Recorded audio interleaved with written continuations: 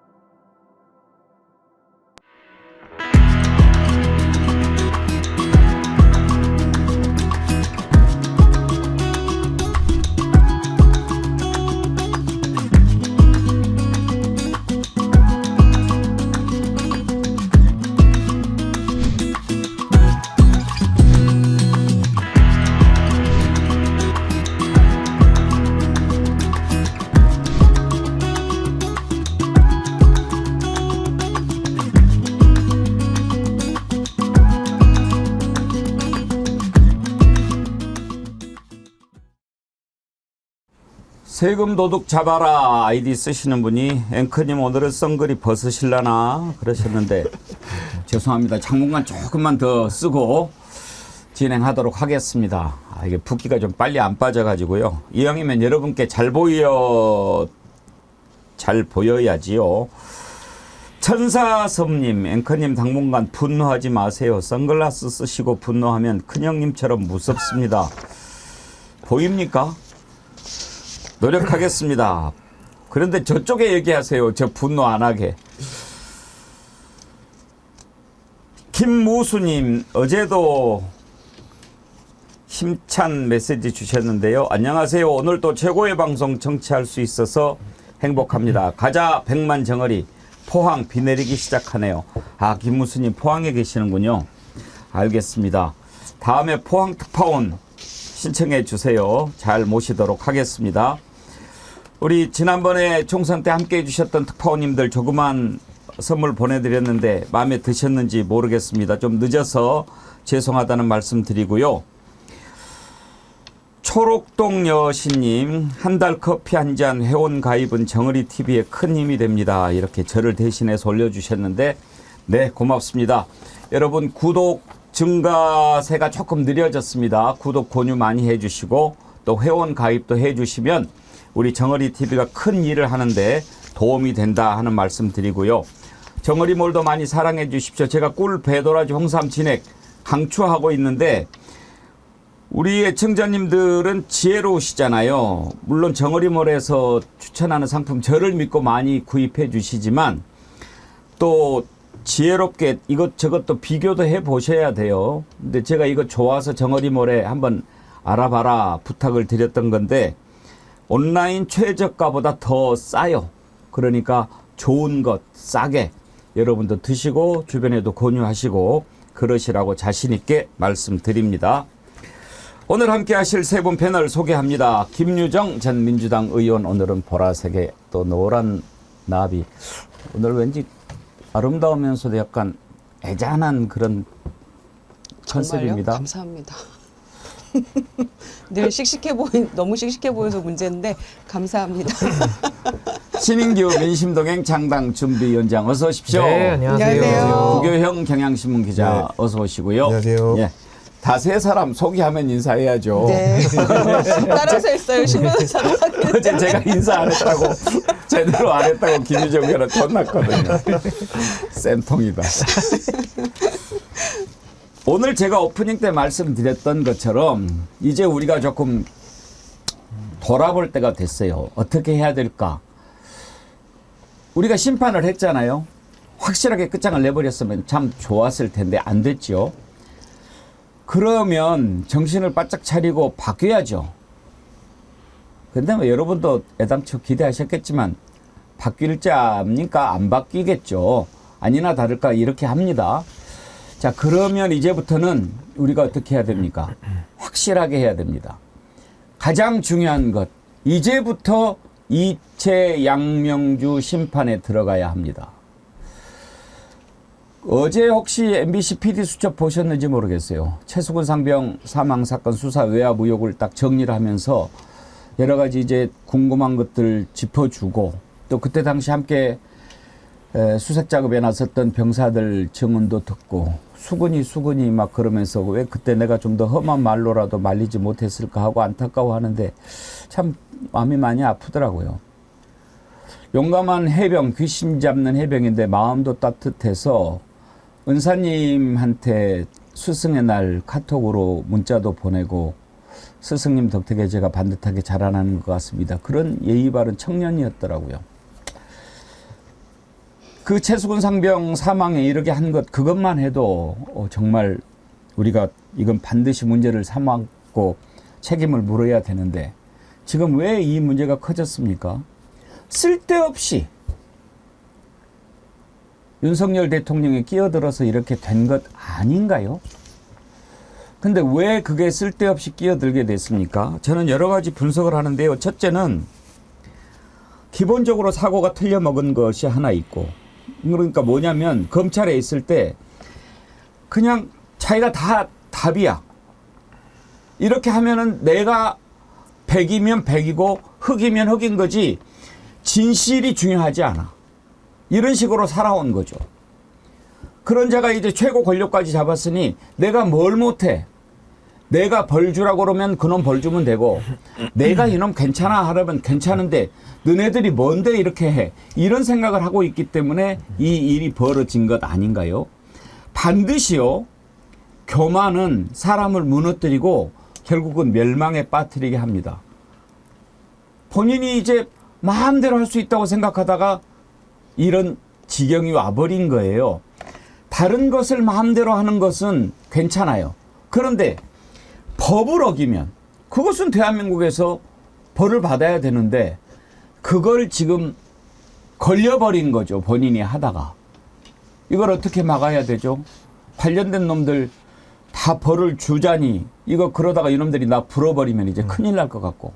그래서 뭐 이거 당근도 주고 사탕도 주고 온갖 이렇게 방법을 다 해보는데 그런다고 진실이 감추어집니까?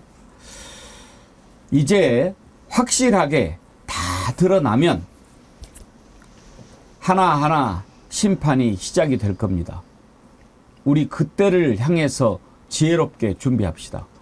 저는 어제 그 부분이 좀 가장 와닿았어요. 해병대 수사단원인데 경찰에 이제 그 전화를 하더라고요.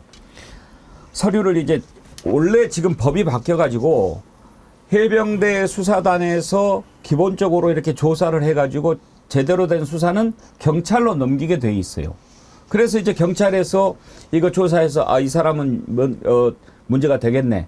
그래가지고 이제 검찰로 송치하고 그래서 이제 검찰이 기소해서 재판받게 하는 거죠. 그런데 그 경찰로 넘긴 것을 다시 빠꾸를 시키라고 한 거예요. 왜? 왜 그랬냐고요. 그 일이 이 일의 발단이 된 겁니다. 그 과정에서 경찰과 해병대 수사단원 간에 오고 갔던 대화를 들어보는데 그 수사단원의 그 박정훈 그러니까 그 맹장 밑에 약졸 없다 그런 얘기 하죠. 박정훈 대령 얼마나 보기에도 반듯하고 강직하게 생겼습니까? 그래서 그런지 그 수사단원도 마음에 이 정의감 같은 게 막 그 느껴지더라고요. 그 전화 통화 내용을 먼저 한번 들어볼까요? 저희 수사단장님이 형사입건 됐습니다. 휴대폰도 압수당하고 압색 다 들어오고 여기도 지금 동시 다 들어와 있는데 무슨 근거로 그 사건 기록이 그렇게 가야 되고 왜 경북청에서는 이첩받았다고 정당하게 말을 못하시고 뭐가 그렇게 무서운지를 잘 모르겠습니다. 이렇게 세상이 무서울 줄 몰랐습니다. 다음에 꼭 사건이 꼭 거기로 가면 철저하게 수사를 좀 해주십시오. 팀장님. 알겠습니다. 저희 무고한 해병 대원이 한 명 죽었습니다. 어제 MBC PD 수첩에 나왔던 부분보다 더 자세한 내용을 여러분께 전해드리고 싶어서 군인권센터에서 준비한 녹취를 우리가 여러분께 들려드렸는데요. 신인기 위원장님. 네. 지금 수사 서류를 이첩을 했잖아요. 근데 그걸 다시 지금 회수하라고 한 과정에서 일어난 얘기죠?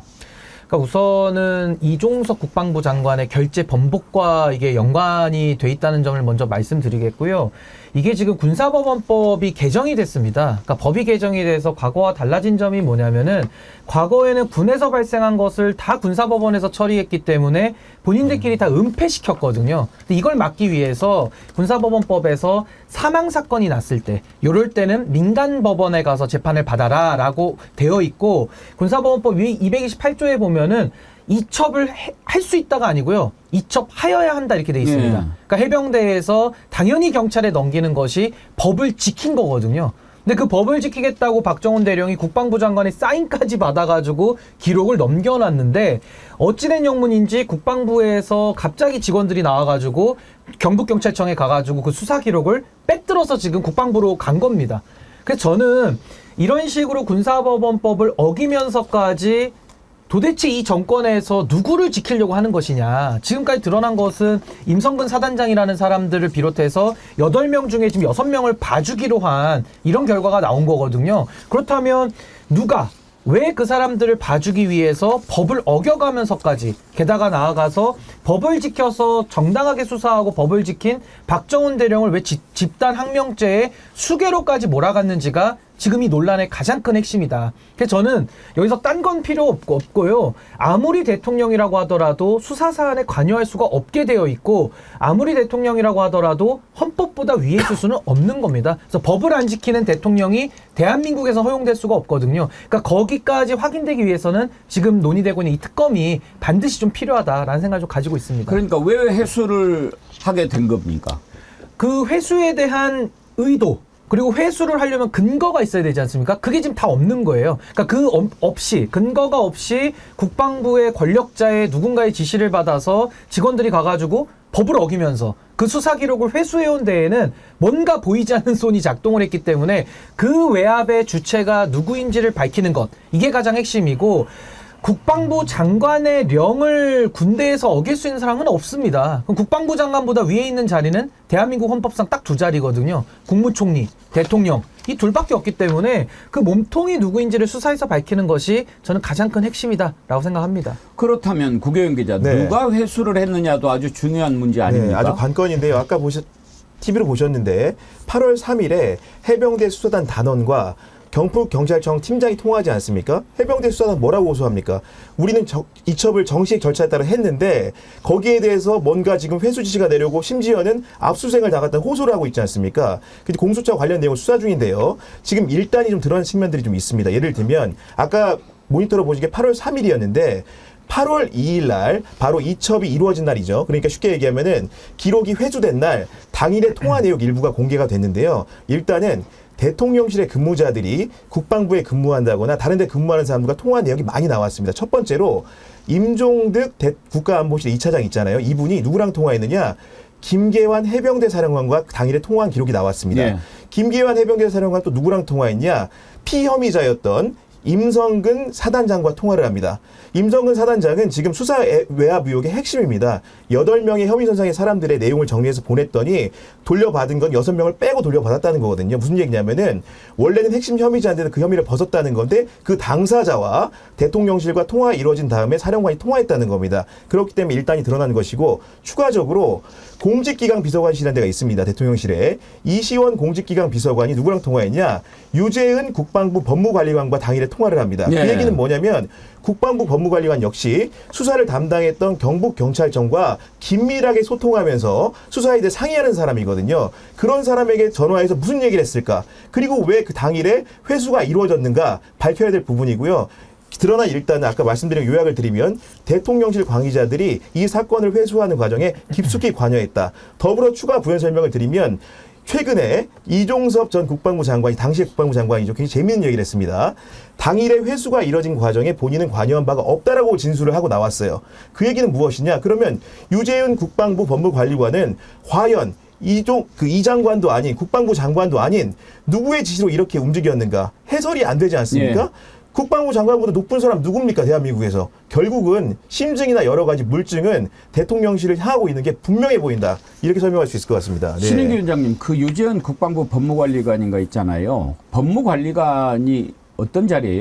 그러니까 이건 좀 설명을 해드려야 될 것 같은데요. 예. 국방부에는 예. 국방부 장관을 정점으로 해서 보좌 조직이 있는데요. 그 중에 이제 법률 문제를 검토하는 쪽이 이제 법무관리관, 지금 말씀 나온 유재은 법무관리관, 이거 이제 변호사자도 있는 분입니다. 그러니까 유재은 법무관리관이 법률 참모 역할을 이종섭 장관의 법률 참모 역할을 했던 것이고. 그러면은 군에서 법률로는 제일 높은 자리예요? 아, 당연하죠. 제일 높은. 그러니까 국방부 안에서는 가장 고위 최고위직이고요. 법률 관련해서는. 계급이 있어요?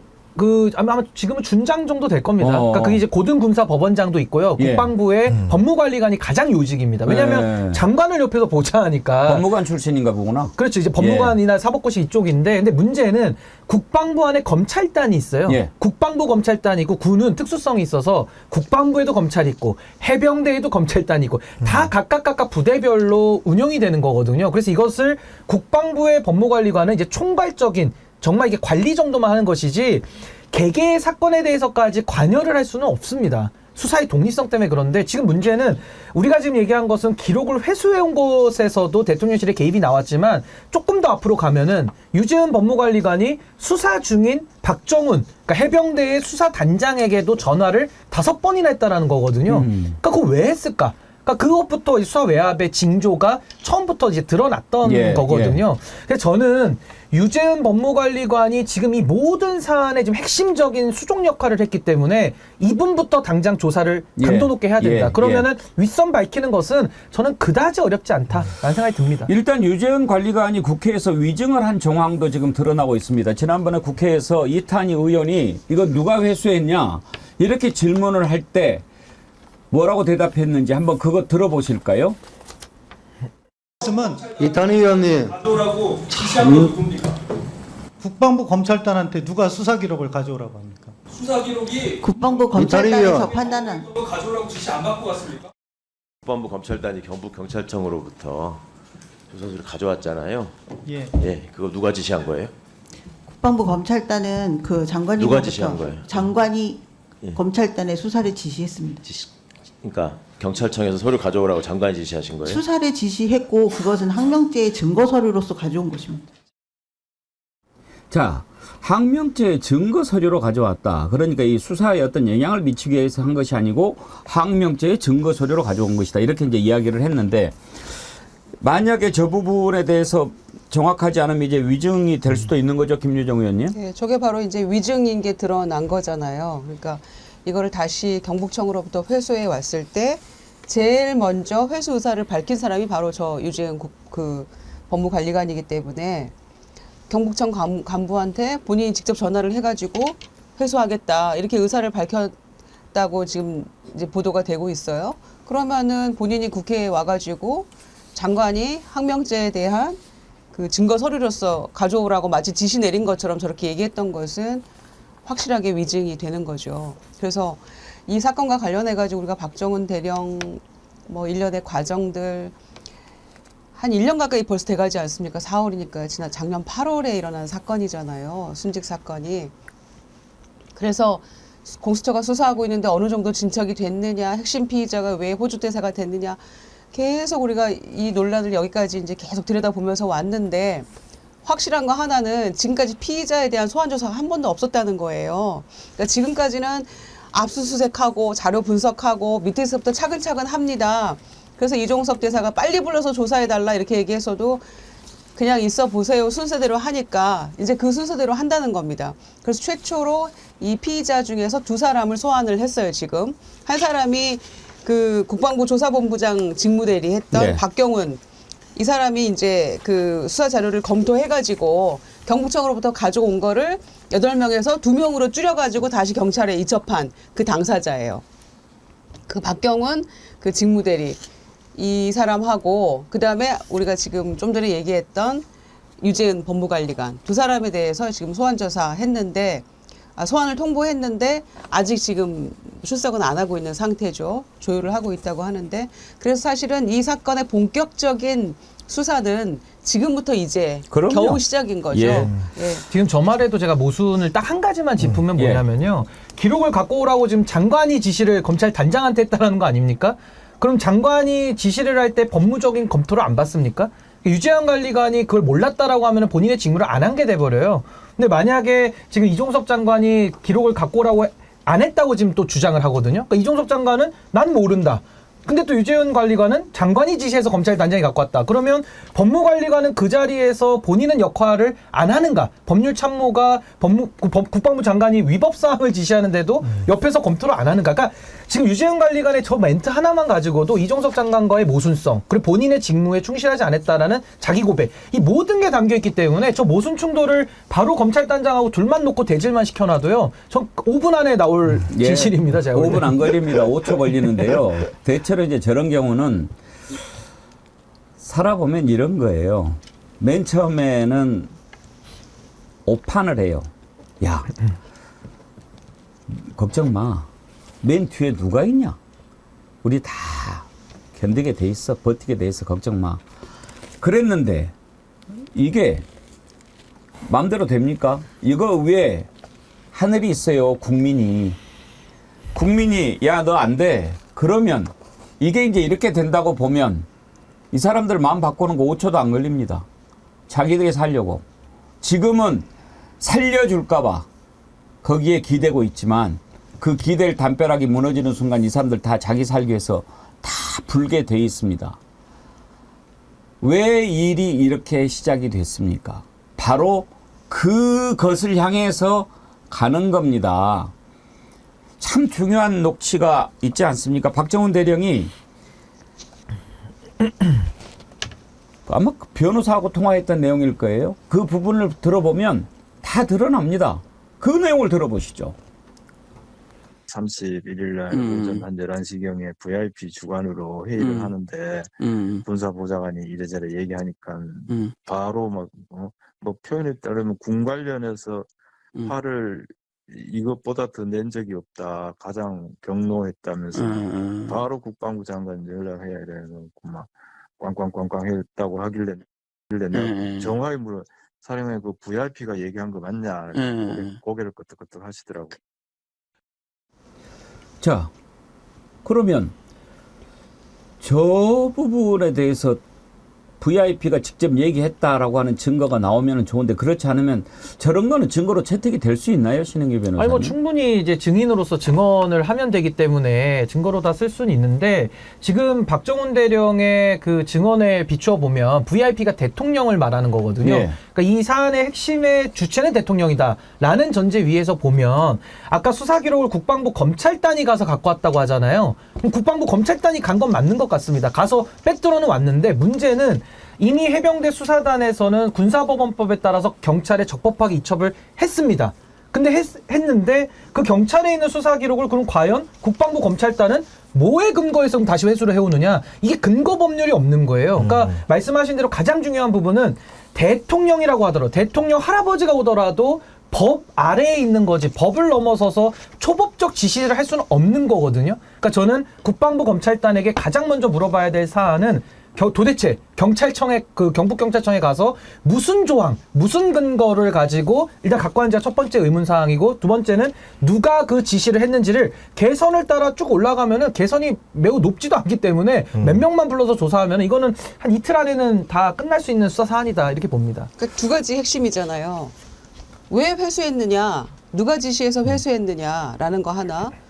8명으로 조사해가지고 넘겼는데 왜 2명이 됐느냐, 이 두 가지인 것 같아요. 그래서 왜 2명으로 줄였느냐에 대해서 누가 지시했느냐, 이게 이 사건의 두 가지 핵심인 것 같은데, 이종섭 장관도 국회에 나와서 얘기했을 때하고 약간 뉘앙스가 달라진 거죠. 지금 본인이 이제 처지가 공고해지니까.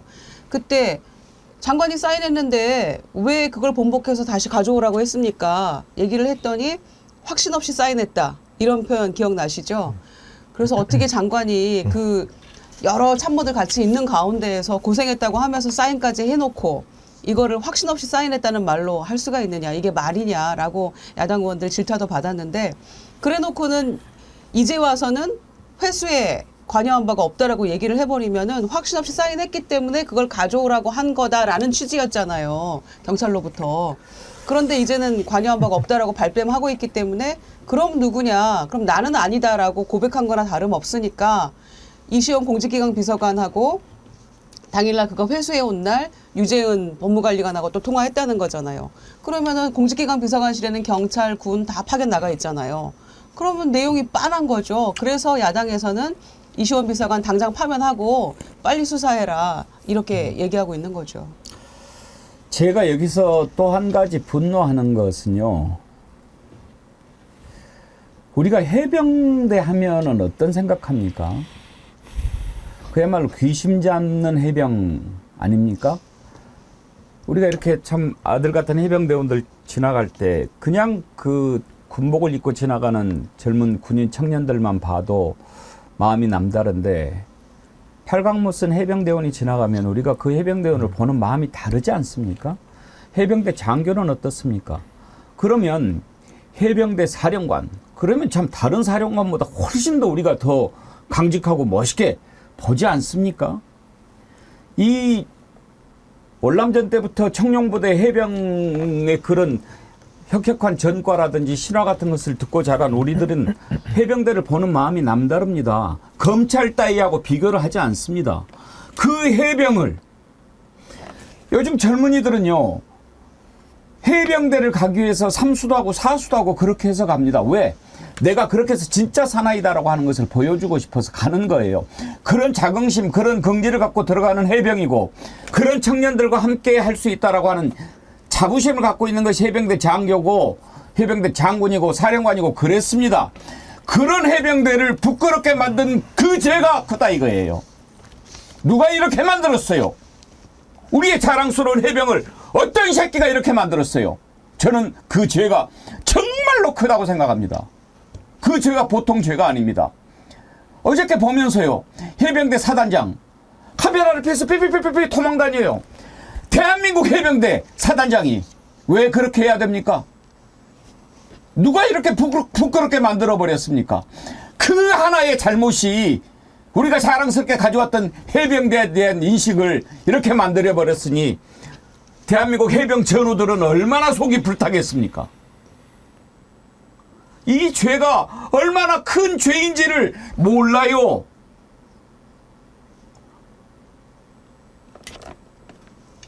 어제 함께 수색 작업에 나섰던 해병대원들, 그 분위기를 설명을 합니다. 해병대도 물론 지금 고쳐야 될 게 많이 있죠. 뭐 강하게 군기를 잡는다고 막 이런저런 뭐 문제들을 일으키고 하는데, 이제 그런 것들도 다 견뎌내면서 앞으로 나가고 있는 해병대거든요. 그때 분위기를 그 부대원이 뭐라고 설명했는지 한번 들어보시죠. 수심도 일정하지도 않아 보이고 물살이 좀 많이 심했어가지고 눈으로 보기에도 물살도 빠른 강 계속 또 살려달라고 계속 듣고 살려달라는 말만 진짜 많이 들은 것 같아요. 안전에 대한 조치도 미흡하고 이 뭔가 압박이라면 압박이랄까 되게 까라면 까야 되는 그런 분위기도 나와서 육군은 나가지고 시신을 찾았는데 왜 똑같은 걸 수색했는데 못 찾았냐. 저는 구교영 기자님 적어도 해병대라면 네. 어찌됐든 자기 사랑하는 대원이 나가서 저렇게 변을 당했잖아요. 그러면 뭐 지금 뭐 회수고 뭐 지랄이고 이런 걸 뭘 떠나서 정말 저거들이 해병이라면 네. 중대장, 대대장, 사단장, 사령관 다 나 저 벗겠다. 이렇게 나왔어야 저거들 진짜 해병 아닙니까? 저도 지금 그 영상을 보고 앵커님 말씀을 들으니까 가슴이 떨리고 분통이 터지는데요. 사실 김계환 해병대 사령관도 이런 상황이라는 걸 모르지는 않는 것 같습니다. 왜냐하면 해병대 사령관의 지휘서신이 외부에 공개된 일은 드문데 최근에 공개된 총선을 치른 다음 날 지휘서신을 보냅니다. 그 내용이 어떤 내용이 담겨 있냐면 하루하루 숨쉬기도 벅차다. 말하지 못하는 고뇌만이 가득하다는 본인 심경을 토로했습니다. 그러니까 정상적인 인간이라면 제가 보기에 어떻게 보면 자기의 장병이 부대를 이끌어가던 소중한 생명이 목숨을 잃었기 때문에 해병대 사령관이 10번이고 100번이고 옷을 벗어야 되는데 옷을 벗지는 못하고 왜 그럴까요? 아마도 자기 위에 상관 혹은 자기보다 훨씬 높은 사람이 관여되어 있기 때문에 함부로 옷을 못 벗는 거로밖에 이해가 되지 않습니다. 이런 상황으로 이해가 되고요. 이런 상황에서 피혐의자 중에 하나였다가 뭔가 대통령 경로의 원인으로 지목받는 임성근 사단장의 그런 잘못에 대해서도 속속 진술들이 나타나고 있습니다. 최근에 경북경찰청 같은 경우에 수사를 재개를 했는데요. 그 최수근 상병이 소속됐던 해병 1사 제7포병 대대장을 소환 조사했습니다. 근데 그 대대장 이모 중령이 어떻게 밝혔냐면 군대라는 특수한 상황에서 상급자의 지시 없이 독단적으로 임무를 수행하는 경우는 없다고 하면서 분명히 작전 수행 전날에 폭우가 내려가지고 작전 중단을 건의했지만 그게 상관으로부터 거부됐다라는 얘기를 합니다. 결국 뭡니까? 그럼 명백하게 그날의 사망은 부당한 지휘와 지시에 의해서 있다는 게 입증된 거 아닙니까? 이런 진술이 나왔다는 것은 그럼에도 불구하고 그런 사람을 봐줬습니다. 누가 봐줬을까요? 대통령실은 왜 그 사람을 봐주기 위해서 시끄러웠을까요? 이 부분을 명백하고 쉽게 밝힐 수 있음에도 불구하고 모든 사람들이 모른 체하고 방기한다는 것은 명백한 사령관 이상 모든 간부들의 책임이 있다고 보여집니다. 아니 저도 윤석열 대통령의 죄가 많지만 그중에 저는 가장 큰 죄가 이 신상필벌이라는 대원칙을 저버렸다고 저는 생각하거든요. 그러니까 윤석열 대통령이 정말 지금까지 와서 보여준 건 뭡니까? 이 정말 최수근 상병의 안타까운 희생, 정말 눈물 나고 우리가 누가 그러면 군대를 아들을 보낼 수 있겠습니까? 그리고 누가 군인으로서 가서 자부심 있게 복무하겠습니까?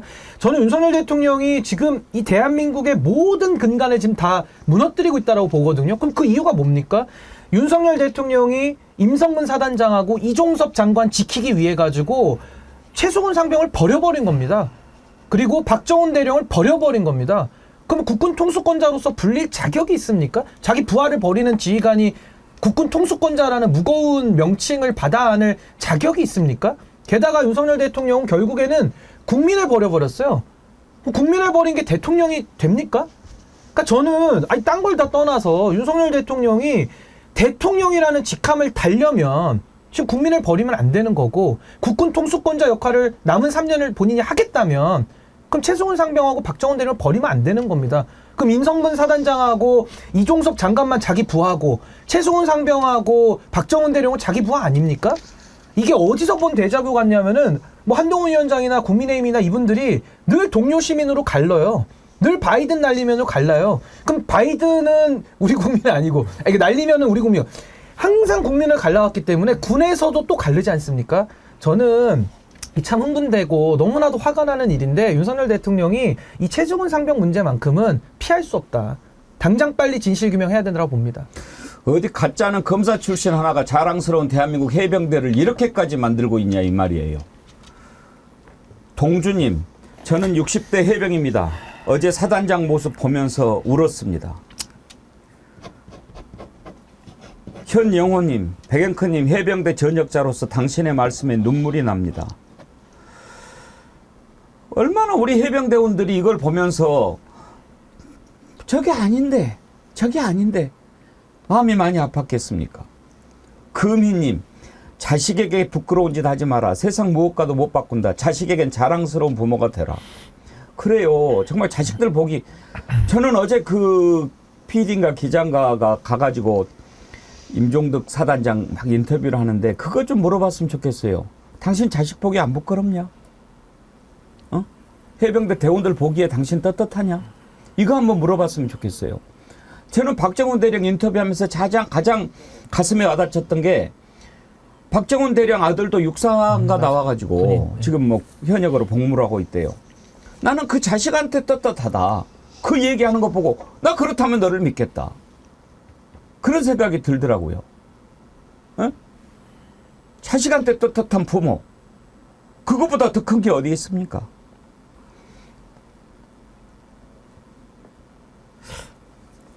문하하님, 해병대 정신을 믿었는데 윗대가리들이 눈치만 보고 있네. 해병대 자존심을 회복해라. 병사들의 명예를 위해서라도. 찻다백님, 사단장이란 자가 도망가기 바쁘더라니까. 기가 차더라. 병을 내팽겨치고 지만 살겠다고. 그런 자는 지휘관이 아니지. 장병국님, PD 수첩 보면서 많이 울고 마음이 아팠습니다. 식당 마치고 서울에 있는 딸내미한테 전화해서 사랑한다고 말하면서 최해병 부모님께서는 얼마나 자식이 보고 싶겠습니까? 국민께서 빨리 심판대에 올려야 되겠습니다. 제발. 그런 의견 보내셨어요. 범호랭님, 사망한 해병은 숨조차 쉬지 못하고 있는데 사령관이라는 사람은 숨이라도 쉬고 있잖아요. 이거요, 밝혀내야 됩니다. 지금 출국 금지 핵심 피의자들 사진 한번 보여주세요. 어떤 자들이 지금 조사를 받아야 됩니까? 자, 이종섭 출국 금지돼 있죠. 신범철 전 차관, 유재은 법무관리관, 김동혁 검찰단장, 박경훈 전 조사본부장 직무대리. 현재 출국 금지 대상 핵심 피의자들입니다. 이런 사람들 다 조사를 해서 반드시 밝혀내야 되는데 그러려면 뭐를 해야 됩니까? 그러려면 바로 특검을 해야 됩니다. 이 특검법안 반드시 이번에 끄집어내야 되는데 제가요 이번에 이제 우리가 오늘 2부에서 이계호 민주당 의원 인터뷰를 하려고 합니다. 정책위 의장을 했는데 지금 이제 정책위장 바뀌었죠. 네. 뭐 민생 문제 관련해서 25만 원 얘기 계속 하는데 그건 뭐 다 뭐 이유가 뭔지도 한번 들어보겠지만 가장 중요한 거 이 최수근 해병 이 특검 이거 법안 이거 못하면 저는 민주당 표 물릴 거예요. 이거 해야 됩니다. 이거 지금 하지 않으면 아무것도 진짜 이번 선거에서 얻은 게 없다고 생각하는데 어떻습니까? 김유중 의원님, 이런 특검 국민의 요구 아닙니까? 이건 가장 먼저 해야 될 일이라고 생각합니다. 그래서 민주당에서도 이 여러 특검법 중에서도 이 최상병 관련한 특검법에 대해서 가장 강조하고 있고요. 반드시 통과시키겠다는 의지도 밝히고 있는데 대통령이 정말 이마저도 또 거부권 운운하면 정말 용서할 수가 없는 거죠. 이 사건과 관련해서는 저희가 상식적인 수준에서 뭐 생각할 수 있는 일이 하나도 없어요. 특히 경찰에 회부했다가 다시 그거를 넘겼다가 가져온 일도 극히 이례적인 일이고요. 또 하나는 해병대 수사단장 내지는 수사단에게 그 법무관리관이 통화를 한 일은 거의 없는 일이라는 거죠. 그런데도 그 통화를 여러 차례 했고 또 법무관리관이 이 사건과 관련해가지고 전면에 나서서 이렇게 하는 것도 굉장히 드문 일이어서 왜 이렇게까지 하는지에 대해서 다들 얘기한다는 거죠. 그리고 경찰에 또 이 사건을 이첩하면서 해병대 수사단 관계자들은 수사 외압이 있었습니다 라고 얘기를 하면서 경찰이 이첩을 했는데 같은 날 다시 회수해 오면서 군 검찰단은 왜 회수해 가는지에 대해서 경북경찰에 제대로 설명도 안 했다는 거죠. 그러니까 하나하나가 다 석연치 않은 것들이고 다 문제가 있어 보이는 것들인데 그 핵심 피의자들에 대해서 승진시켜주고 대사 임명하고 공천 주고 한 명은 당선되고 신범철 차관은 지금 낙선을 했습니다마는 왜 이렇게 하는가에 대해서 도저히 합리적으로 상식적으로 납득이 안 되는 일을 대통령이 하고 있는 거죠. 이 부분에 대한 거를 밝히지 않는다면 이 나라가 정상이라고 할 수 있겠습니까? 그래서 저는 요거 법적으로 하나만 말씀드리면 그 어떤 칼럼 보면은 뭐 특검, 최수근 상병 특검은 뭐 성급하다 뭐 이런 논조로 쓰시는 분들 계세요. 제가 그분들한테 진짜 한 말씀 드리고 싶은 게 어느 사건이 대통령이 연루가 돼가지고 조직적으로 자기 인사권 동원하죠, 또 공천권 동원하죠, 이거 동원해서 자기 범죄 덮는 대통령 봤습니까? 이거는 수사기관에서 하고 안 됐을 때 특검하자라는 그 원칙론을 얘기하는데요. 원칙을 다 깨버리지 않습니까, 대통령이. 이건 바로 특검이 들어가야 되고 지금도 너무 늦어버렸어요. 증거인멸 다 하고 사람들 증인 다 도피시킵니다. 그래서 저는 이거는 시간 더 끌 이유도 없다. 바로 특검을 당장 오늘이라도 진짜 해야 되는 거예요, 사실은. 이 특검을 꼭 해야 되는 이유 가운데 하나가요. 고경영 기자님. 네. 지금 공수처가 하고 있지 않습니까? 맞습니다. 네. 공수처 지금 어떤 지경이 됐습니까? 그야말로 제대로 된 수사를 할 수 없을 정도로 실력 있는 사람들 다 빠져나갈 정도로 형해화 돼버렸지 않습니까? 네, 맞습니다. 지금 수사를 보면은 그게 투 트랙으로 이루어지고 있습니다. 하나는 공수처에서 수사 외압 의혹을 조사하고 있고 경북경찰청의 순직 사건 자체에 대해서 본체 조사를 하는데 두 사건 다 작년 7월에 사건이 발생했음에도 불구하고 부지하 세월입니다. 거의 1년 가까이 돼가지만은 제대로 된 입건, 기소, 수사 처리가 이루어지지 않는 상황이거든요. 더군다나 공수처 같은 경우에는 수사 외압 의혹이라는 굉장히 큰 배경을 밝혀야 되는 주체거든요. 그런데 지금 어떻게 돼 있냐? 이미 3개월째 수장 공백 상태를 걷고 있습니다. 그 얘기는 무슨 얘기냐면은 공수처장이 온전하게 서 있어도 대통령실이라는 권력을 상대하는 것은 굉장히 어렵습니다. 근데 수장 공백이라는 것은 수사팀이 아무리 열성과 의지를 가지더라도 대항력을 가지기 어려운 거거든요. 그럼 어떤 상황입니까? 김진우 공수처장도 나갔죠. 여운국 처장도 대행을 하다 나갔습니다. 지금 선임 부장이 김성기 부장이 하는데 이분 같은 경우도 개인적인 결격사할 때 나가야 되는 상황이에요. 그러면 이 중대한 압력과 외압들을 누가 견디고 이겨낼 수 있겠습니까? 그렇기 때문에 상식적으로 공수처에 당분간 특검이 될 때까지 맡기겠지만 그 이후에 거대한 권력과 맞서 싸우기 위해서는 특별한 검찰 조직이 필요하다. 그렇기 때문에 특검을 국회에서 입법으로 통과시켜야 된다 여론이 크게 힘을 받는다고 생각합니다. 그렇죠. 신인규 원장님 지금 검찰이 제대로 수사를 하겠습니까? 경찰이 하겠습니까? 공수처는 저 모양이고 특검 아니고는 방법이 없으니까 특검을 더 해야 되는 거 아닙니까? 그러니까 저는 윤석열 대통령의 말을 빌리자면 특검을 거부하는 자가 범인이에요. 예? 이거를 특검 안 하면은 특검을 할 수 있는 게 없고요. 그리고 저는 진짜 최수근 상병 사안도 전 시간에 쫓긴다고 보는 것이 이거 지금 이미 사건 발생한 지도 1년이 다 돼가고 있고요. 이 통신기록 같은 거 다 삭제되고 있습니다. 1년 지나면. 거기다가 지금 관련자들 뭐 국회로 들어가신 분도 있고 뭐 여러 가지 해외로도 도피시키려다가 사퇴시켰고 조직적으로 수사를 방해하고 후속적인 진실규명을 방해하고 있거든요. 그러니까 여기 거대한 권력에 맞서기 위해서는 저는 국회가 뭐 민생 핑계대고 지금 딴 거 핑계대는데요. 저는 좀 정신 차리고 진실규명, 지금 이 국기문란 사안에 대해서 여기서 본질을 못 치고 들어가면은 아마 다른 것 다 해결 못 할 겁니다. 여기서 저는 총선의 민의를 완전히 거꾸로 완전히 짓밟아버릴 수 있다. 저는 굉장한 위기감을 느끼고요. 지금 국회가 한시를 지체할 시간이 없다. 매우 절박한 마음으로 호소드리는 겁니다. 사건 초기에 국민들이 제일 분노했던 지점이 있지 않습니까? 그러니까 박정훈 대령이 뭐 VIP 경로 이런 통화하는 내용보다 앞서서 대통령이 이렇게 얘기를 했다고 보도가 됐었죠. 이만한 일로 사단장을 날리면 뭐 누가 사단장 하냐 이런 취지로 얘기를 했다는 보도가 있었어요. 이만한 일이 뭡니까? 다 우리 자식들 아닙니까? 해병대원들, 군에 보낸 자식들. 그리고 국민들이 가장 분노했던 지점이 저는 이거라고 생각해요. 그것도 군 통수권자의 입에서 나온 얘기가 이만한 일로 사단장을 날리면 가장 분노했던 지점이라고 생각하고요. 본인이 박정훈 대령에게 수사단장에게 정말 철저하게 진상조사해서 재발 방지해야 된다. 이렇게 얘기해서 정말 그 말 믿고 열심히 일을 했더니 열심히 수사해서 8명 경찰에 넘기고 장관 사인까지 제대로 받고 고생했다는 얘기까지 들었는데 하루아침에 이렇게 뒤바뀌는데 그 연유가 무엇인지를 아무도 알 수 없는 이런 상황이 어떻게 대한민국에서 21세기에 벌어집니까? 그런데도 대통령이 지금 저렇게 버젓이 이 부분에 대해서 거부권 행사하면서 하고 있는 이 모습은 정상적인 국가라고 볼 수는 없는 거죠. 뭐야 뭐님, 내가 아는 말로 표현이 안 될 만큼 이해가 안 되고 화가 나요. 국어 공부를 더 열심히 할 걸 그랬어요. 다 표현할 수 없어서 미치게 답답합니다. 주연님, 부모는 살아있어도 지금 죽어있는 시간을 보내고 있겠지요. 버팀목님, 이종섭 지금이라도 늦지 않았다. 너도 괴로울 것이다. 진실을 말해라. 자식 앞에 떳떳한 아빠가 되라. 막판에 밝혀지면 용서도 안 된다. 네 자식도 용서 못할 거다. 생각하는 나무님, 1990년 ROTC 육군 소위로 2년 4개월을 복무했습니다. 어제 PD 수첩을 보면서 정말 피가 거꾸로 솟더군요. 이제 최상병은 국민의 아들입니다.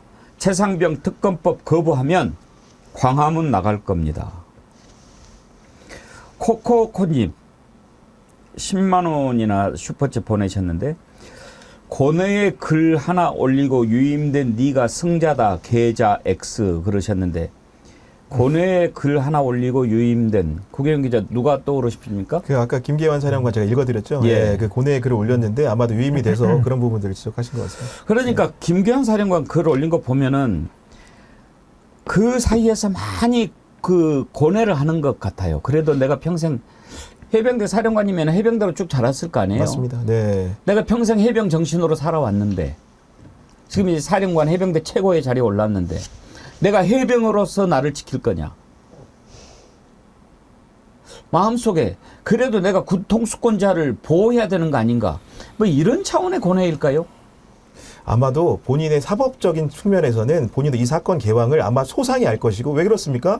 김기한 사령관이 누구랑 통화했습니까? 안보실 2차장과 통화를 했죠. 그리고 그 내용을 누구에게 전달한 것을 의심받고 있습니까? 자기 부하들에게 전달한 것으로, 그것도 피의 혐의까지 포함해서 전달한 것으로 알고 있기 때문에 기본적으로 사건 개왕과 사법적인 책임성 문제에 대해서는 본인도 충분하게 인지를 할 수 있을 거라고 생각을 합니다. 그렇지만 그 평생 군인으로 살았기 때문에 아마도 그런 게 없는 것이겠죠. 상관의 명령을 거부하는 행위에 대해서 뭔가 이건 비도덕적이고 양심에 해가 되는 일임에도 불구하고 그걸 뚫고 나가지 못하는, 용기를 갖지 못하는, 용기를 또 갖지 못한 이유는 뭐죠? 그때마다 기회를 주듯이 자리를 지킬 수 있게 보전하고 뭔가 무언의 압력을 가하는 그런 세력들에 대해서 뭔가 탈각하지 못하는 부분들이 분명히 있는 것 같습니다. 근데 저는 최수근 상병 얼굴도 한번 본 적이 없거든요.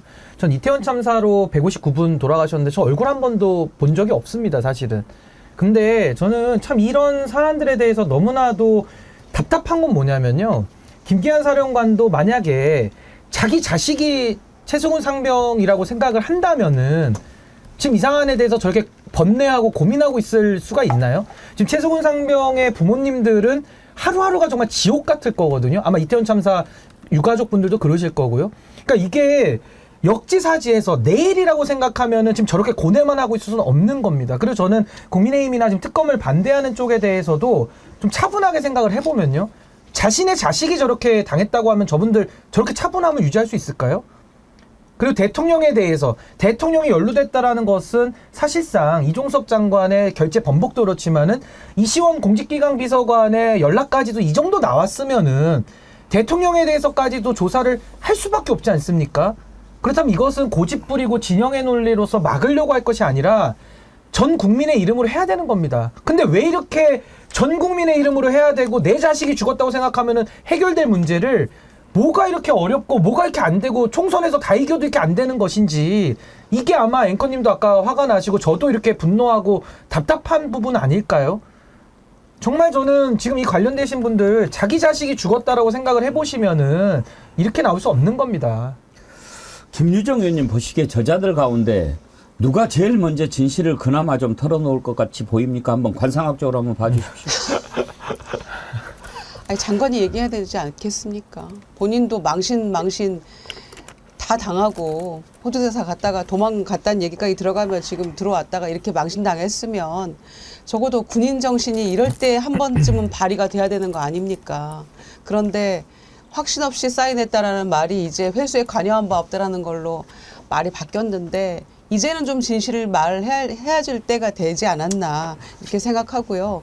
특히 진짜 억울하게 생각되는 부분은 정말 이 아들의 이름을 걸고 한 점 부끄럼 없다고 얘기했던 박정은 그 수사단장 같이 진상조사를 위해서 맨날 며칠 고생한 사람은 항명수괴죄라고 하고 항명죄라고 하고 재판을 받고 있고, 이거를 은폐하고 뭔가 사건의 본질을 왜곡하기 위해서 지시받고 관여했던 사람들은 상을 받는, 이게 정상적인 나라라는 거죠. 그게 공정상식 법치를 운운하면서 대통령이 됐던 윤석열 대통령이 이 장면을 보고도 저렇게 가만히 있을 수 있냐는 문제인 거죠.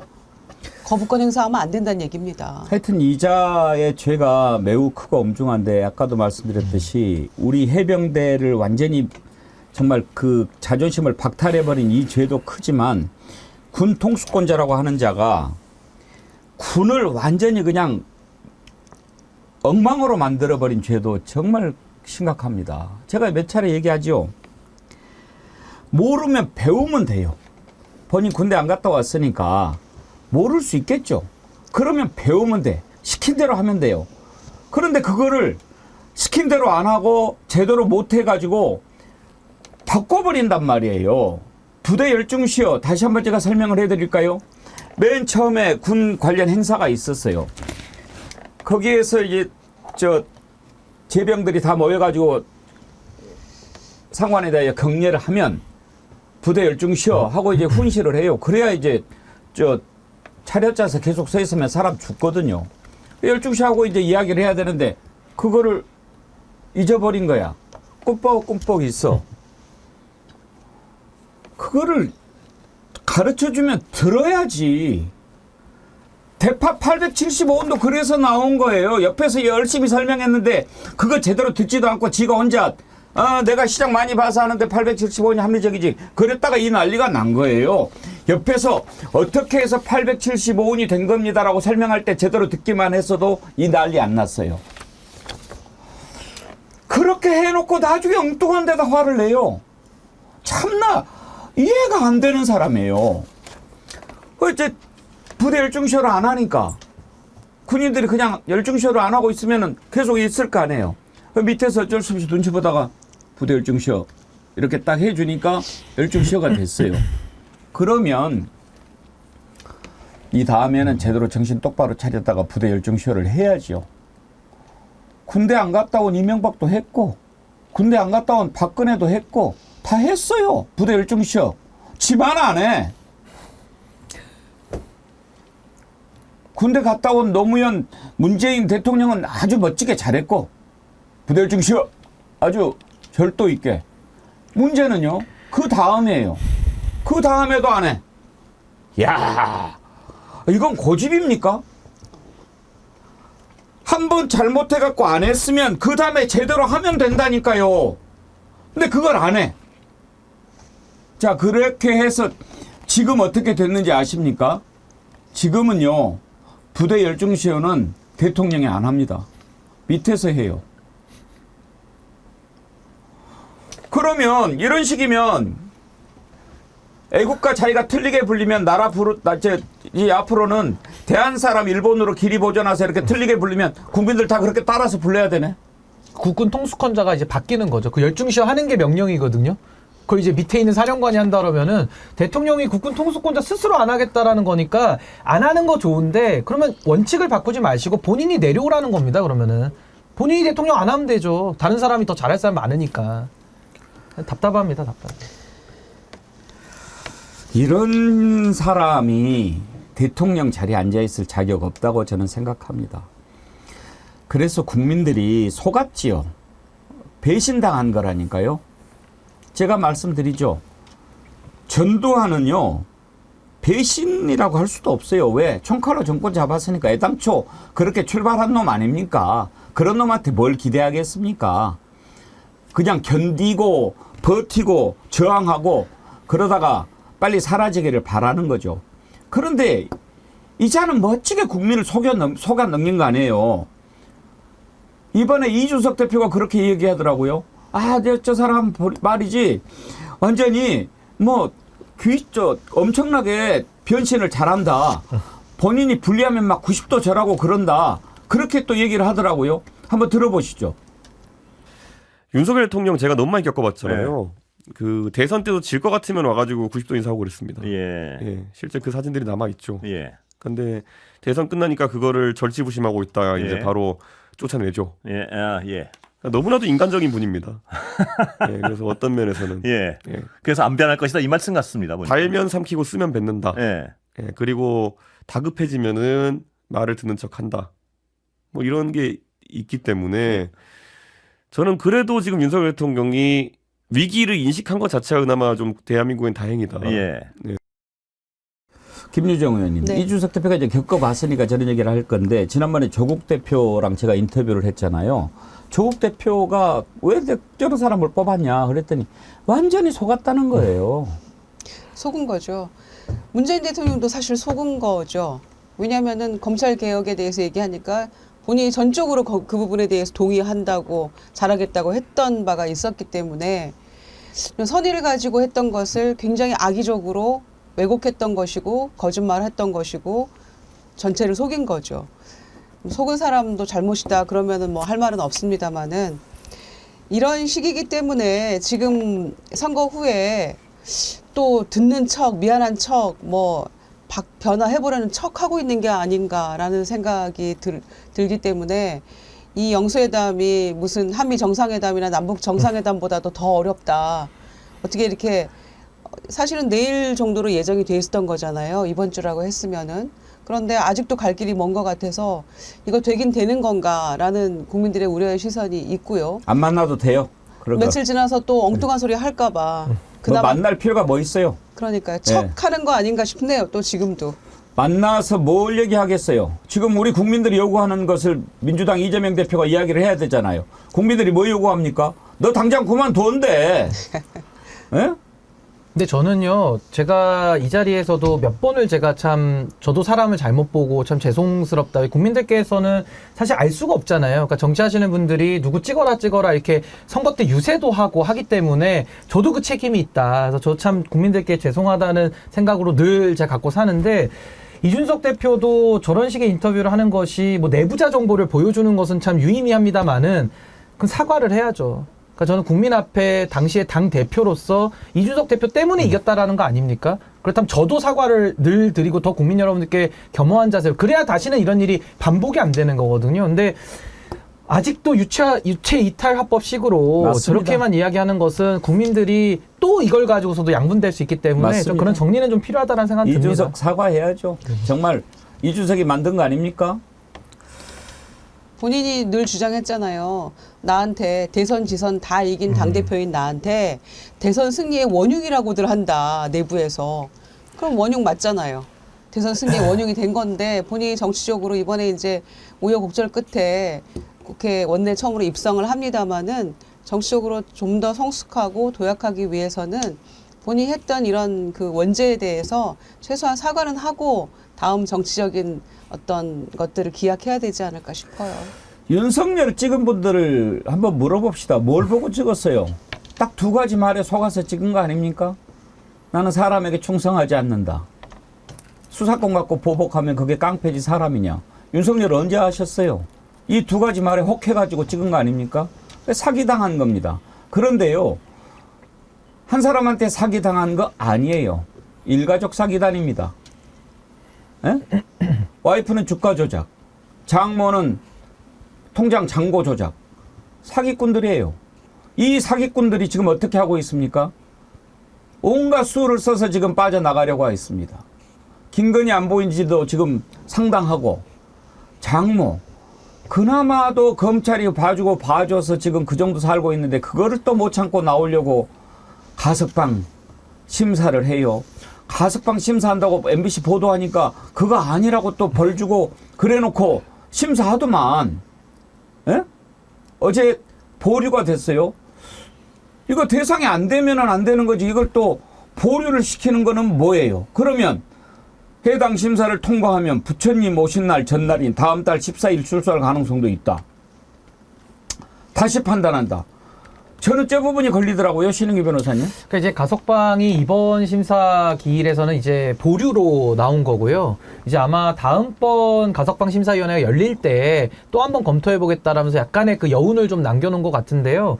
일단 그 최은순 씨, 그러니까 그 윤석열 대통령 장모죠. 이 장모는 본인이 저지른 죄에 비해서는 너무 약하게 기소가 됐고 나온 것도 딸랑 1년입니다. 근데 저지른 죄에 비하면은 너무나도 많은 죄값이 아직도 남아 있고요. 저는 지금 가석방을 논할 것이 아니라 최은순 장모는 어떤 형태로든 뭐 형기를 다 채우고 나오든 뭐로 나오든지 간에 이분은 소송 사기의 혐의도 있거든요. 반드시 전 남은 여죄를 더 추가 수사를 해서 반드시 처벌해야 된다고 생각합니다.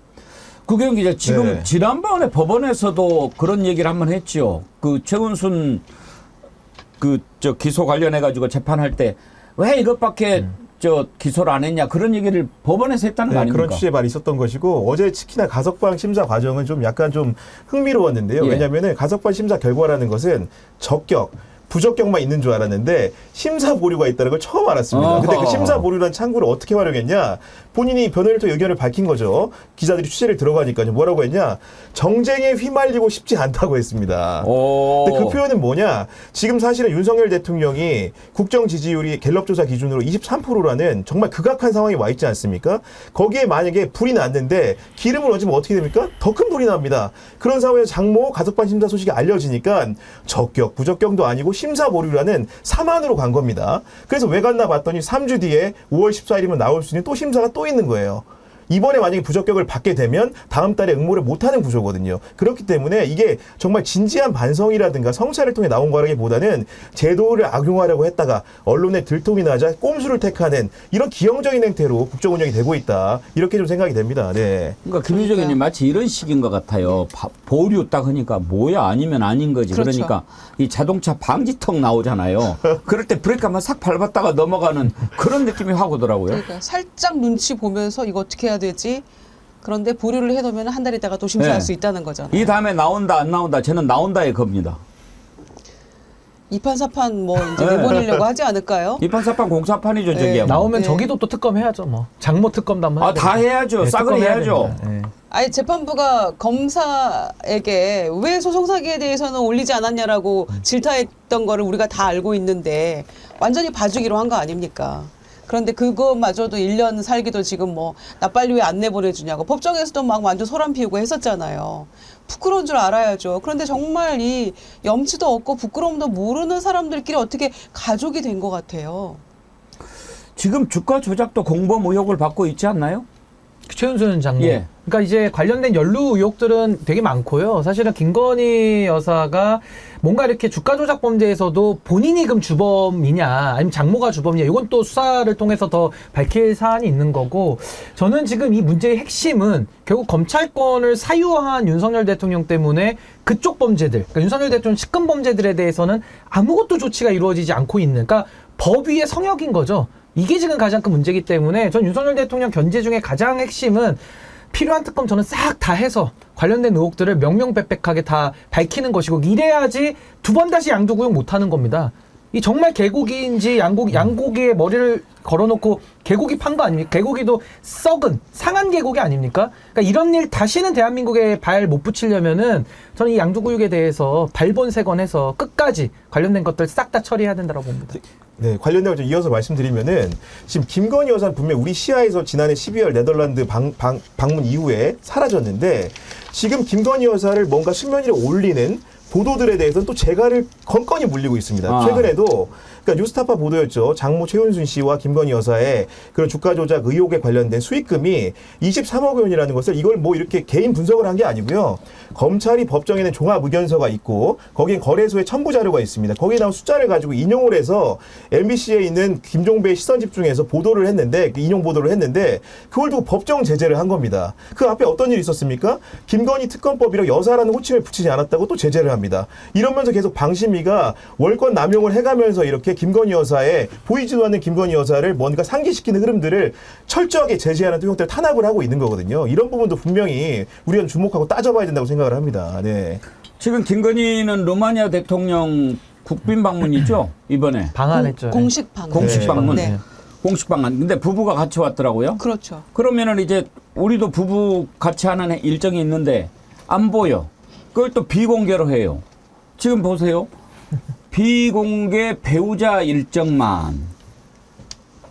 회담에 앞서 대통령실 청사 정문에서는 루마니아 대표단을 맞이하는 공식 환영식이 열렸지만 김건희 여사와 카르멘 요하니스 여사는 참석하지 않았다. 무슨 죄입니까? 뭔 죄예요 저기가. 카르멘 여사는 무슨 죄예요? 네. 참 멀리까지 왔는데 만에. 한국까지. 네. 16년 만에 지금 공식 방한이래요. 알고 왔을까요? 저 루마니아한테 우리가 정말 좀 미안해서 어떻게 해야 돼요? 그러니까 처음에 의전 협의를 하고 이럴 때 이런 내용을 사전에 알려줬는지도 저는 궁금합니다. 다 하나하나 정교하게 해야 되거든요. 아마 뭐 사실대로 얘기도 못할 것 같고요. 뭐 다른 핑계를 댔겠죠. 뭐 몸이 아프다거나 뭐 다른 일정 핑계를 대서 몸이 아프다는데 비공개 일정에서는 하는데. 그러니까 뭐 여러 가지가 비공개로 하는 그 스토리라인을 좀 만들었을 것으로는 보여지고요. 저는 윤석열 대통령의 이 배우자 리스크는 임기 내내 안 없어질 것 같거든요. 그러니까 김건희 여사에 대해서 사법 처리를 수용하든지 아니면 둘 사이의 가족 관계를 정리를 하든지 아니면 대통령직을 수행하기에는 본인도 부끄럽고 국민들도 지켜보면서 부끄럽기 때문에 아니면 아예 차제에 본인이 대통령직을 그만둠으로써 이 리스크를 해소하든지 이 셋 중에 하나는 좀 해야 좀 정리가 되지 않을까라고 생각이 좀 듭니다. 제가 정말 이번에 휴가도 갔다 오고 그래서 웬만하면 이제 좀 더 점잖게 좀 하려고 했는데 생각하면 할수록 잘 안 되네요. 잘 안 돼요. 빨리 좀. 김영숙님, 이제 이채 양명주는 딜할 수 없는 필수입니다. 민주당 뭐 하나, 왜 조용한가, 대차게 밀어붙여라, 시간 없다. 그러면 다음엔 얄짤없다, 명심하라 민주당. 정말 민주당 잘 좀 했으면 좋겠습니다. 조사루스 조영래님 슈퍼챗 보내시면서 그 새끼 끌어내려야 합니다. 어떤 새끼인지는 제가 잘 모르겠고요. 요즘에 그런 노래 들어봤어요? 이 새끼 끌어내리세요. 막 그런 노래. 그래. 예. 들어봤네요. 노래가 재밌습니다. 예. 아이다로님 슈퍼챗 보내주셨고요. 코코코님, 양인준님, 장병국님 슈퍼챗 보내주셨는데 감사드립니다. 여러분 오늘부터 이채 양명주 심판 제대로 한번 시작해 보려고 합니다. 최수근 상병 사망 사건 그 자체도 정말 너무나 가슴 아픈 일이지만 그 사건을 통해서 우리가 지금 뭐를 들여다봐야 합니까? 나 말고는 법도 정의도 다 필요 없어. 내가 법이고 정의야.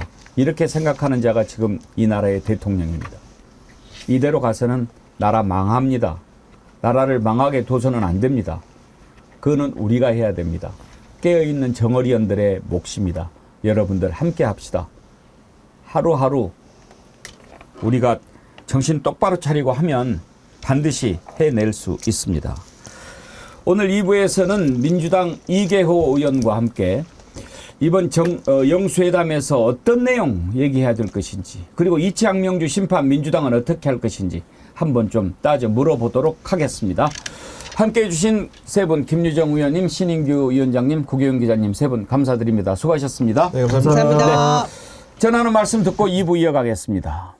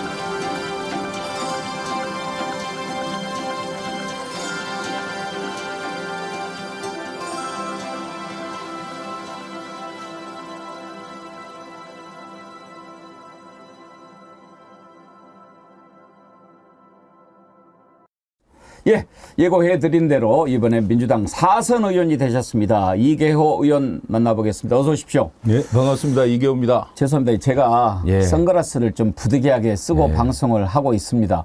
훨씬 더 멋있습니다. 제가 평소 할 때도 우리 배국기 국장님보다 훨씬 더 멋지십니다. 우리 애청자님들은 이해를 해주시는데 이거 예. 인터뷰하는 상대한테 예의가 아닙니다만 또 이해를 해주시니까 예. 감사합니다. 아 이제 뭐 저 부기가 좀 금방 빠지면 예 벗고 다시 한번 뵙도록 하겠습니다. 더 아주 이쁜 모습으로 뵙겠습니다. 고맙습니다. 먼저 좀 늦었지만 예. 진심으로 이번에 당선되신 거 축하드리고 고맙습니다. 4선 되기가 3선 되는 거하고 또 다르다고들 얘기를 하지 않습니까? 예. 어떠시던가요? 이번에 해보니까 정말 4선 되기 힘드시던가요? 정말 힘들었고요. 예. 사선을 넘었다 그러더라고요. 누가 표현을 그렇게 친구가 하던데. 예. 저는 이렇게 힘들 줄 알았으면 출마 안 했을 겁니다. 그냥 재선, 3선, 4선 하면 갈수록 쉬워지는 줄 알고. 예. 겁없이 달려들었다가 아주 마지막까지 아주 홍역을 치렀습니다. 또 저는 그렇게 생각합니다. 다른 분들하고 달리 호남에서 경선을 안 하고 이렇게 단수공천 되셨기 때문에 또 그걸 또 좀 어느 정도 치러내신 게 아닌가 싶기도 하고요. 예, 선거라는 게 한 번은 다 겪어야 될 과정들이 있는데 제가 이제 정책위원회 의장직을 맡고 있어서 당무 때문에 지역 관리를 못 하니까 당에서도 그런 점을 고려를 해서 단수공천을 했는데 그것을 가지고 물고 늘어지면 이제 상당히 피곤해지는 거죠. 그렇죠. 그런 거 다 또 이겨내고 그래야 사성 장군 되는 거죠. 그게 어떻게 쉽게 되겠습니까? 고맙습니다. 이해해 주셔서. 이제 좀 뭐라 그럴까 평범하고 포멀한 그런 질문은 이제 공중파나 이런 데 가서 많이 하시고 우리 오늘 정치 1번지에서는 좀 급하니까 그런 얘기 좀 바로 좀 여쭤보도록 하겠습니다. 첫 번째로 이번에 이제 선거 치르시면서 느끼셨던 윤석열 정부에 대한 민심이라고 그럴까? 그걸 온도로 따지면 100도 가운데 몇 도나 되는 것 같던가요? 100도를 넘어선다고 봐야죠. 저는 지금까지 이제 제가 호남에서 오랫동안 정치를 해온 사람입니다만 야당으로서 이런 정도의 정말 지역민들의 분노 또 거기에 덧붙여서 두려움까지 같이 복합적으로 혼재돼서 정권에 대한 정말 심판 분위기가 고조된 것을 본 적이 없습니다. 이 호남 지역 분들이 생각하는 윤석열 정부에 대해서는 아주 복합적인 감정들을 갖고 있거든요. 우선 전두환 정권 같은 두려움, 또 이명박 정권에 대해서 생각했던 그러한 사악함, 거기에 덧붙여서 이 박근혜 정부의 그 무능함, 이걸 둘 다 갖춘. 그래서 정말 이 정권에 앞으로 이 대한민국을 맡겼을 때 어떻게 될까 하는 두려움, 또 뿐만이 아니고 호남에 대한 어떤 자존심을 굉장히 상하게 하고 또 능멸을 하고 그런 것에 대해서 다 차곡차곡 기억을 하고 있어요. 그래서 이번 선거 과정에서 그러한 것들이 전부 표출이 됐다고 봅니다. 저도 최근에 우리 선배 한 분 만났는데 그런 얘기를 하시더라고요. 내가 이렇게 쭉 겪어보니까 전두환, 노태우, 이명박, 박근혜 다 합친 것보다 더 나쁜 놈 만난 것 같다. 그런 얘기 하시더라고요. 저 수도 없이 들었습니다. 이제 그런 상황이라서 그래서 그랬는지 그 선거 관련해서 한 가지만 더 여쭤보고 싶은 건데 그 전에 지방선거라든지 이런 선거할 때 민주당을 지지하는 호남 지역 주민들의 참여가 좀 낮았단 말이에요. 그것은 이제 굳이 안 찍어도 될 거다라고 하는 거 하나 있었고 또 다른 이유도 있었을 텐데 불만도 같이 있었겠죠. 이번에는 사전 투표율도 엄청 높고 이거 심판해야 된다라고 하는 열기가 높았지 않습니까? 그렇습니다. 그런 것들 이런 분노가 좀 그런 것으로 모였다고 봐야 되겠죠? 분노가 아주 치솟아 오른 그러면서 또 한편으로는 앞으로 이 정권이 어떻게 우리를 더 핍박을 할까 그런 두려움까지. 그래서 그걸 막기 위해서는 정말 우리가 정말 이 뜨거운 마음을 보여줘야 된다. 정말 의가하듯이 달려들어서 투표한 그런 선거 아니냐 이런 생각을 많이. 분노 투표의 전형이죠. 그래서 이제 드리고 싶은 말씀인데요. 혹시 이번에 이채양 명주 많이 예. 얘기하셨죠? 예, 수도 없이 뭐 이채양 얘기했죠. 명주 본산 여긴 건 알고 계십니까? 모르셨죠? 몰랐습니다. 영광입니다. 그거. 예. 그렇다면. 영광 한평 장성이시죠? 예. 이채양 명주를 우리가 만들었어요. 아, 그랬어요? 예. 잘하셨네요. 예. 아니, 저도 이재명 대표가 그 말씀하신 거 보고 그 정말 잘했다 했더니 예. 저작권이 여기 있었네요. 예, 저작권 여기 있고 본산지가 여기 있고 그래서 제가 선거 기간 때 이재명 대표한테 문자를 보냈어요. 이채양 명주 널리 얘기해줘서 고맙다. 근데 본산이 우리다. 본산에 와서 한번 인터뷰를 하는 게 좋지 않겠냐. 그러셔야 될 것 같은데요. 그랬더니 알겠다고. 근데 이제 워낙 일정이 바빴지 않습니까? 그래서 출연을 못하고 그랬는데 가시면 말씀드리겠습니다. 한번 이제 시간 내셔가지고 여기 우리 정치 1번 애청자님들 거의가 이재명 대표 지지자들이에요. 그래서 나오시면 되게 좋아할 겁니다. 그러니까 이채양 명주 저작권자가 부르더라고 제가 말씀드리겠습니다. 만약에 그렇지 않으면 저작권료를 청구하겠다고 얘기를 해주십시오. 아무튼 그래서 이제 이채양 명주 심판을 해야 되는데 무슨 말씀을 드리려고 하냐. 이제 영수회담이 열릴 거 아닙니까? 언제 열릴지 모르겠습니다만은 그런데 지금 자꾸 그 전에부터 민생을 얘기하면서 25만 원 얘기를 하니까 저놈들 빨리 심판해야 되는데 이렇게 생각하는 국민들 입장에서 보면 이재명 대표가 지금 우리들의 막 그 들끓는 마음을 잘 모르고 계신 거 아닌가?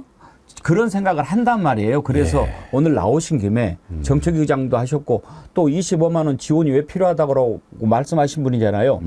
그게 왜 중요한지 좀 우리 설명을 좀 해 주셔야 될 것 같아요. 우선 이채양 명주 저작권자시니까 그에 대해서 이제 방향을 말씀드리면 이태원과 최상병원 특검법 반드시 21대 국회에서 처리해야 될 사항입니다. 급한 사항이고 또 양평, 그다음에 명품, 그다음에 주식 이제 이건 이제 김건희 여사와 관련된 문제 아니겠습니까? 이 문제에 대해서도 정치권에서 정당한 절차에 의해서 차근차근 반드시 밝혀야 될 그런 과제라고 생각하고요.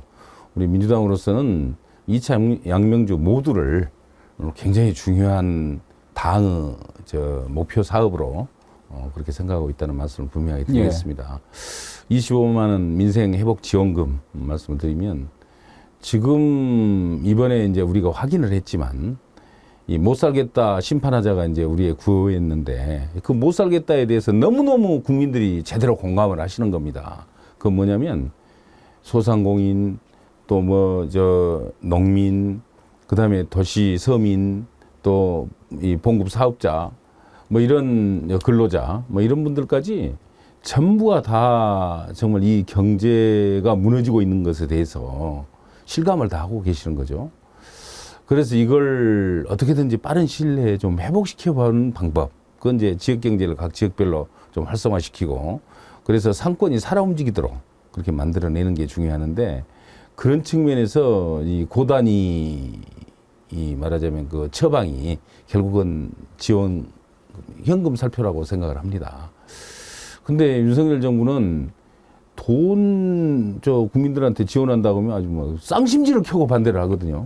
그래서 아마 이 영수회담 때도 굉장히 중요한 뭐 첫 번째, 두 번째를 다투는 이 의제가 될 것으로 보여지는데 과연 합의가 좀 제대로 이루어질까 하는 좀 걱정도 됩니다. 그러나 반드시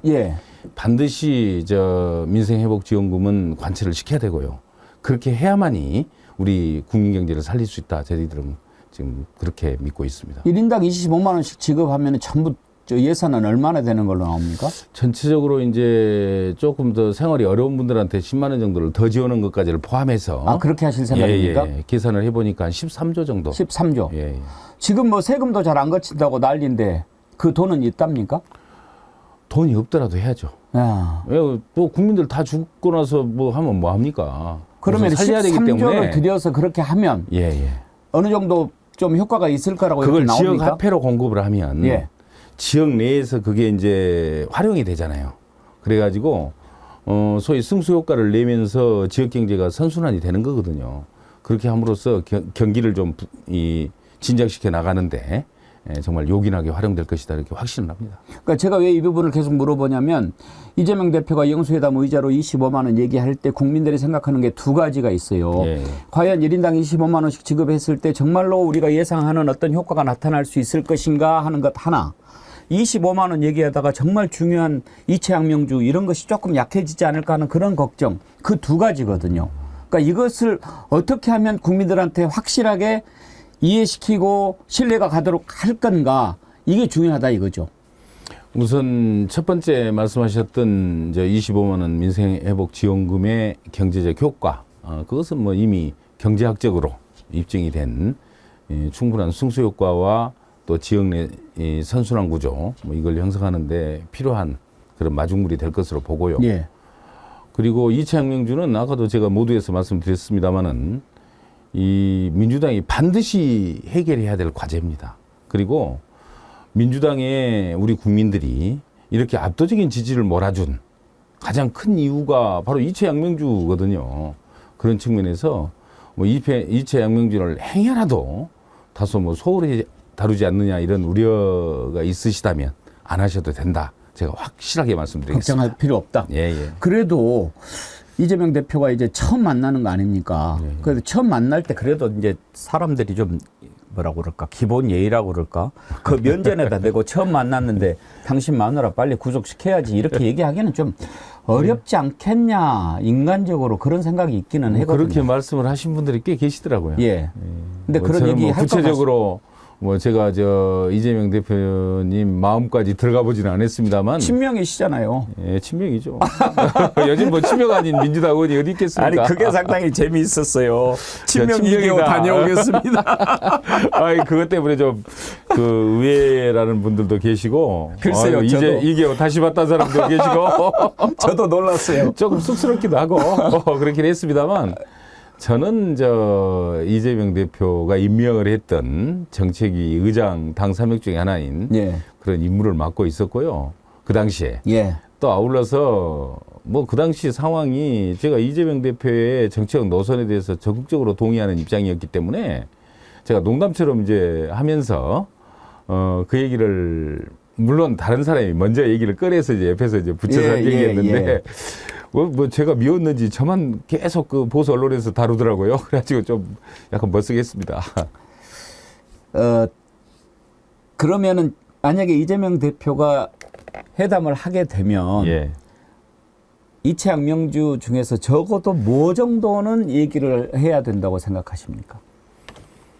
다 할 수 다 있겠죠. 해야 될까요? 예, 다 뭐 할 수 있을지 상황이 이제 그럴 정도의 뭐 상황 전개가 될지 어쩔지는 뭐 알 수가 없지만 그러나 이 국정 기조를 바꾼다는 것은 지금 그렇게 요구하고 있지 않습니까? 국민들이 국정 기조를 바꾼다는 건 결국은 그 이채양명주 같은 그런 저 반칙과 편법을 하지 말라는 얘기거든요.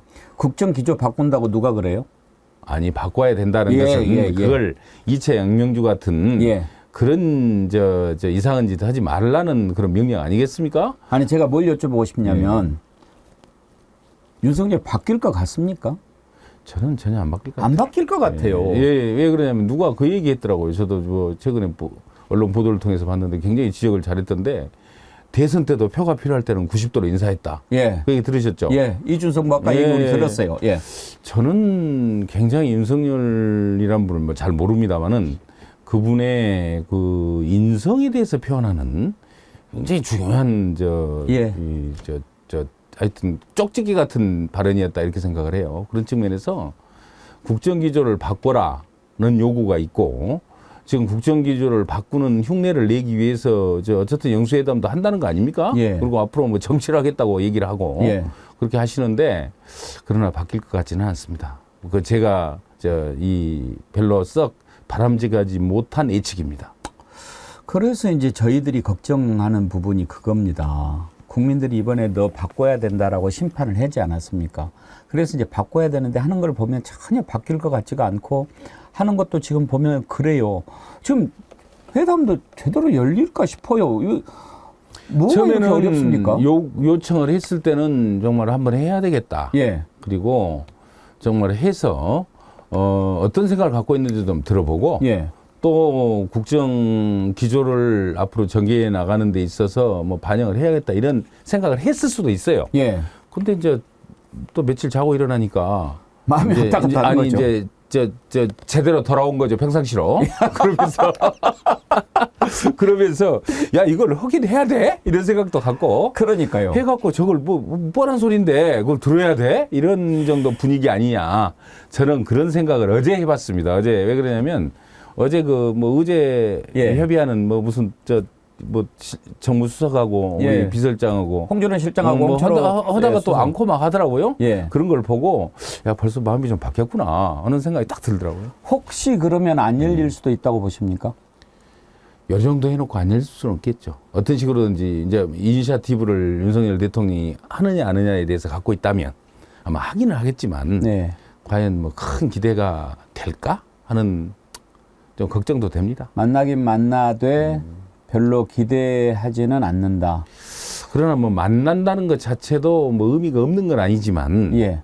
그러나 국민들이 정말 커다란 기대를 갖고 나라가 이제 좀 제대로 돌아갔으면 하는 이 저 기대도 하고 있지 않습니까? 그것에는 미치지 못할 것 같은 그런 생각을 좀 안 해야 되는데 자꾸 드네요. 이재명 대표 전화번호 저장해놨다고 자랑하던데 전화라도 좀 자주 하고 그럴까요? 하겠습니까? 뭐 저는 할 것 같진 않은데. 왜 저는 막 이제 대통령이라고 언제부터 부르기 싫어가지고 그냥 윤석열이라고 하는데 그래도 의원님은 이제 대한민국의 사선 중진 의원이시니까 뭐 붙이셔도 상관없습니다만 국민들이 속은 것 같아요. 그러니까 전두환이는 총칼로 정권을 잡았으니까 아예 국민들이 기대를 안 했지 않습니까? 그런데 여기는 왜 찍어줬을까? 국민들이 이제 잘 모르잖아요. 그런데 두 가지 말에 속아버린 거죠.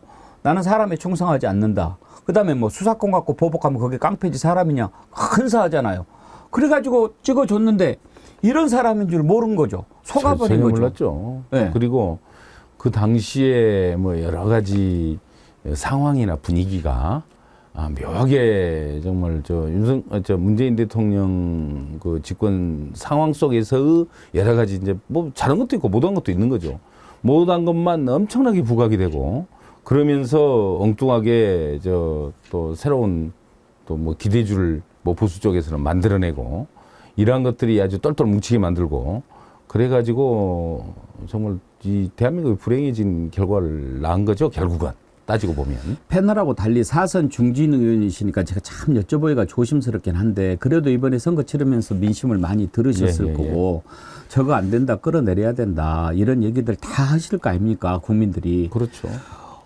저는 더더군다나 호남 의원인데 뭐 그러니까요. 너무 많이 듣고 있죠. 그럼 의원님 어떻습니까? 저 끌어내려야 된다는 의견이 민심이 이렇게 높은데 그런 여론을 민주당은 어떻게 수렴을 해야 된다고 보십니까? 이제 22대 국회가 시작이 되면 이제 새로운 환경 속에서 또 새롭게 출발을 하는 거 아니겠습니까?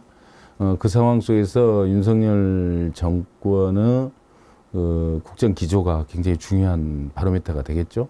과거처럼 그렇게 계속해서 국민 무시, 정말 무책임, 오만 이렇게 나간다면 대한민국을 지키기 위해서 뭐 어떤 일이든지 일어날 수 있는 거죠. 그 상황을 우리가 지금부터 예단할 수는 없지만 정말 잘해주기를 바라는 간절한 마음을 함께 가지고 있습니다. 역시 조심스럽게 말씀하실 줄 알았는데 야간 국민들은 지금도 저거 안 되겠다라는 생각들을 많이 하고 있거든요. 근데 그러기 위해서 이제 일단 탄핵을 한다 하더라도 헌법과 법률을 위반한 그런 중대한 사유가 있어야 되니까. 그런데 이제 지금 이창명주 특검하고 뭐 이런 거 조사를 해보면 하나 둘 다 나올 거라고 생각합니다. 그래서 국민들이 상상도 못한 일들이 터질 수도 있는 거죠. 예. 하여튼지 그런 국민의 기대에 어긋나지 않는 그런 민주당이 되기를 바라는 그런 국민들이 참 많이 있는데요. 지금 많은 댓글이 올라오면서 지지하고 지원하는 그런 글들 많은데 그거보다도 이것만 좀 소개를 해드릴게요. 정찬동님, 민주당은 각성해야 합니다. 이창명주는 국민의 명령입니다. 보수형님 TV, 민주당은 잘할 수 있습니다. 비난보다 응원 부탁합니다. 하하지원님, 국민은 지원금보다 이채양 명주가 먼저입니다. 그중에서도 최상병 사건이 첫 번째입니다. 이렇게 올라주셨는데 하여튼 그런 민심들을 좀 잘 이번에 민주당이 받아들여서 해야 될 거다. 예. 최상병 특검은 뭐 우리가 21대 국회 내에 반드시 처리한다. 이런 각오를 다지고 있습니다. 한두 가지만 좀 더 여쭤보죠. 이번에 비서실장 정진석 홍철호 정무수석 했는데 그 인선은 어떻게 보십니까? 누가 또 그 표현 잘했더라고요. 악수하자고 오른손 내밀고 왼손으로 빰 때려버렸다. 그 뭐 전형적인 그 표현 아닙니까? 예. 표현 그대로 아닙니까? 예. 정진석 그 실장이라는 분, 저는 뭐 저하고 같이 의정 활동을 많이 했는데도 예. 뭐 말을 섞어본 적이 없는 분입니다. 그만큼 저 야권을 바라보는 태도가 분명하게 적대적인 인식을 가지고 있는 분이고요. 또 이분의 뭐 가정 내력부터 뭐 여러 가지를 우리가 확인을 했습니다만은 그러한 것들이 좀 올바른 역사 인식도 갖고 있지 못한 분 아닙니까? 저는 어떻게 골라도 그렇게 골랐는지 정말 사람 고르는 그 능력, 거꾸로 고르는 능력, 뭐 그건 아주 윤석열 대통령보다 더 뛰어난 사람이 없을 것 같아요. 그것만 이해가 안 봐도 됩니다. 바뀌지 않았다는 것을 보여주는 거죠, 뭐. 그 총리는 어떻게 해야 될 것 같습니까? 뭐 자기들 중에 자기들 그 진영에서 야권과 대화가 좀 될 수 있는 그런 분을 골라야 되는 거 아니겠습니까?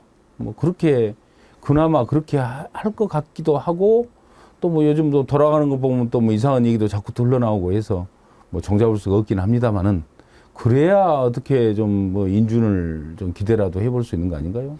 총리 발표를 언제 할 거냐 지난번에 이제 그 기자가 물어보니까 시간이 좀 걸릴 것 같다 그렇게 얘기를 하지 않았습니까? 그래서 어찌됐든 총리는 국회가 통과를 안 시켜주면은 임명이 안 되니까 슬그머니 이재명 대표 만나서 이런 사람 할까 하는데 어떻겠습니까? 라고 의견 물어보고 하려고 하는 거 아닌가 싶은데 그럴 수도 있다고 보십니까? 그럴 수 있겠죠.